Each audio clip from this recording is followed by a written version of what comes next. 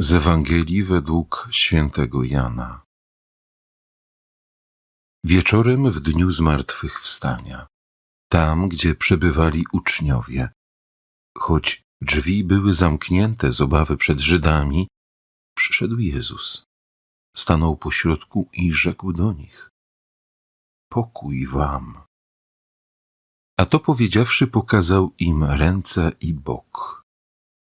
Uradowali się zatem uczniowie, ujrzawszy Pana. A Jezus znowu rzekł do nich: Pokój wam. Jak Ojciec mnie posłał, tak i ja was posyłam. Po tych słowach tchnął na nich i powiedział im: Weźmijcie Ducha Świętego. Którym odpuścicie grzechy, są im odpuszczone, a którym zatrzymacie, są im zatrzymane.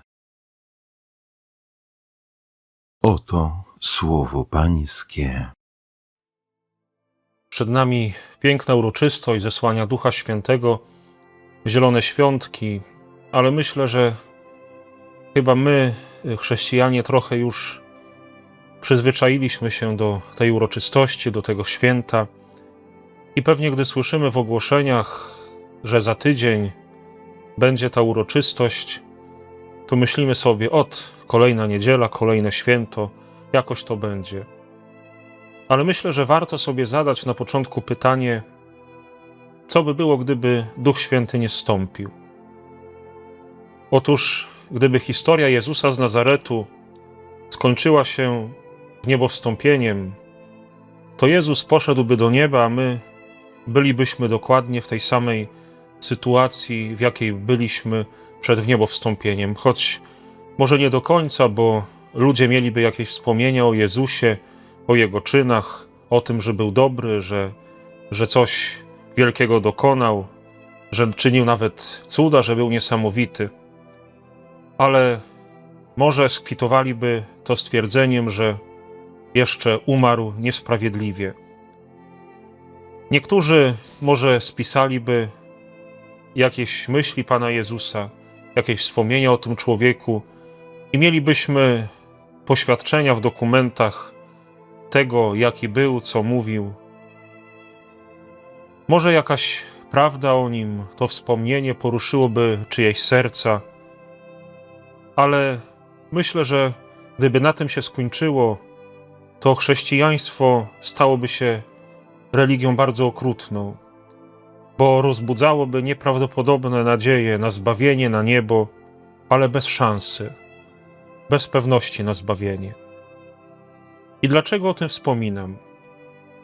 Ano dlatego, że chyba duża część ludzi, a może i my, mamy taką pobożność, że gdyby ktoś ogłosił, że wszystko jest identyczne w Kościele, tak jak teraz, ale nie ma Ducha Świętego, to wielu ludziom by się nic nie zmieniło. Nie zmieniłaby się w ogóle ich pobożność. Zróbmy więc takie doświadczenie. Papież wydaje dekret, oczywiście to żart, żeby było jasne, że nie mamy Ducha Świętego. I co się zmienia w twoim życiu? Bo jakbym powiedział, że nie ma mszy, że nie ma Matki Bożej, to jakoś byśmy to jeszcze odczuli. 1 godzina w tygodniu więcej do dyspozycji. Może spowiadać się nie trzeba. Nie trzeba sobie przypominać grzechów. I to by była jakaś widoczna zmiana.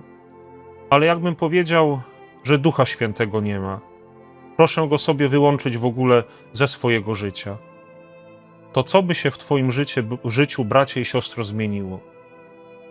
Pewnie wielu by powiedziało: nic.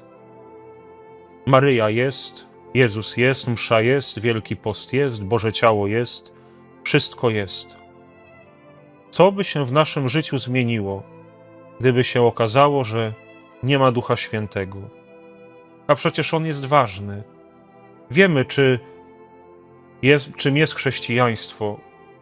I wielu ludzi naprawdę stara się żyć, praktykować, tak jak to mamy zapisane w Ewangelii. Wielu z nas przychodzi do kościoła nie tylko w niedzielę, ale także w tygodniu, modli się codziennie, czyta Pismo Święte. Ale ilu z nas żyje tak, że mogłoby powiedzieć, że doświadcza tego, kim jest Pan Bóg, że ma żywe doświadczenia Boga w swoim życiu? Pewnie wielu z nas żyje tak, że traktuje modlitwy, chodzenie na msze jako coś takiego mechanicznego do zrobienia. Może jakiś przejaw tradycji, może przyzwyczajenie, bo się źle czujemy, jak nie pójdziemy na mszę. No czasami jeszcze na tym kazaniu ksiądz coś fajnego powie, coś, co mi zostanie w głowie, organista może zaśpiewa jakąś fajną pieśń. Spotkamy się ze znajomymi. Myślimy często, że chrześcijaństwo to taka byle jaka jazda furmanką z kulawym koniem. To jest tak, jakby ktoś ciebie zapytał, czy chcesz zupę, i ty dajesz mu tą błyskawiczną w proszku. Tam w tej zupie niby wszystko jest, jakieś kawałki suszonego koperku, ziemniaki, warzywa. I jeśli nie zalejesz tej zupy wrzątkiem, to nie poczujesz tego smaku. A w chrześcijaństwie właśnie o to chodzi, żeby zrobić miejsce w swoim życiu dla Ducha Świętego. Bo wtedy, kiedy dopiero tego Ducha Świętego wpuścisz do swojego życia, to chrześcijaństwo zacznie ci smakować. Opowiadał mi kiedyś proboszcz z mojej rodzinnej parafii, że w stanie wojennym chodził kiedyś po kolędzie i trafił do takiej miłej babci. Sympatycznie jakoś się im rozmawiało i w końcu w pewnym momencie babcia mówi: to może proszę księdza, jakąś herbatę czy kawę zrobię, może ksiądz by się napił. Ano z przyjemnością, proszę pani, to może jednak tej kawy ja bym się napił. Ale oj, proszę księdza, przypomniało mi się, że ja to nic nie mam tej kawy, bo to wie ksiądz, kawa to teraz taki luksus, a ja w sklepie nie mogłam w ogóle tego dostać. Ale wie pani co? Odpowiedział ksiądz. Ja tutaj w torbie mam kawę, którą dostałem od pewnego małżeństwa, które dziś odwiedzałem. To ja pani dam tą kawę i pani tą kawę zrobi. No i ksiądz wyjął opakowanie kawy, dał tej starszej babci. Za chwilę wchodzi do pokoju babcia, niesie na tacy 2 szklanki, na dnie których znajdują się niezmielone ziarenka kawy, zalane gotowaną wodą. No i ten ksiądz, nie chcąc robić przykrości, i pije tą kawę i mówi: mocna, szatana pani zrobiła. A pani na to: może ja jeszcze mleczka doleję? No nie, to ja wypiję tą czarną. I bracia i siostry, myślę, że wielu z nas właśnie traktuje chrześcijaństwo jak taką niezmieloną kawę, bo brakuje w naszym życiu Ducha Świętego. Warto też sobie przypomnieć, że mamy Chrystusa, który jak ta kawa został dla nas zmielony na krzyżu. I nie ma innej drogi, żebyś ty go przyjął, jak to, że musisz pozwolić się sam zmielić. Musisz sam zostać rozgrzany wrzątkiem i zalany tą gorącą wodą. I dopiero wtedy chrześcijaństwo zacznie ci smakować.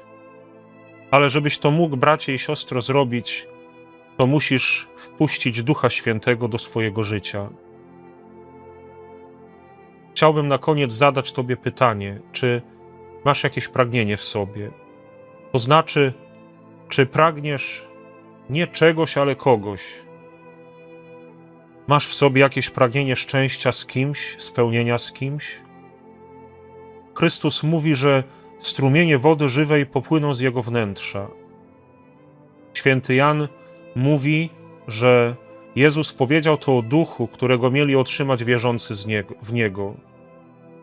Dlatego zapraszam Cię tę niedzielę, kiedy wspominamy i celebrujemy uroczystość zesłania Ducha Świętego, abyś miał pragnienie Jego przyjęcia, abyś otworzył się na Jego działanie, na to, że On przyjdzie do Twojego życia tak, jak chce i będzie działał nawet w taki sposób, którego się nie spodziewasz, bo Duch Święty lubi zaskakiwać. A więc pragnij.